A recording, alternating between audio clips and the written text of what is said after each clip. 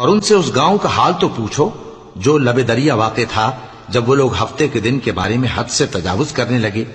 جبکہ ان کے تعطیل کے دن یعنی سنیچر کو مچھلیاں ان کے سامنے پانی کے اوپر آتی، اور جب ہفتے کا دن نہ ہوتا تو نہ آتی۔ اسی طرح ہم ان لوگوں کو ان کی نافرمانیوں کے سبب آزمائش میں ڈالنے لگے۔ اور جب ان میں سے ایک جماعت نے کہا کہ تم ایسے لوگوں کو کیوں نصیحت کرتے ہو جن کو اللہ ہلاک کرنے والا یا سخت عذاب دینے والا ہے، تو انہوں نے کہا اس لیے کہ تمہارے پروردگار کے سامنے معذرت کر سکیں، اور عجب نہیں کہ وہ پرہیزگاری اختیار کریں۔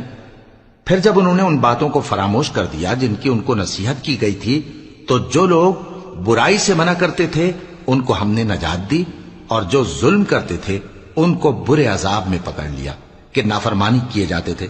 غرض جن اعمال بد سے ان کو منع کیا گیا تھا، جب وہ ان پر اصرار اور سرکشی کرنے لگے تو ہم نے ان کو حکم دیا کہ ذلیل بندر ہو جاؤ۔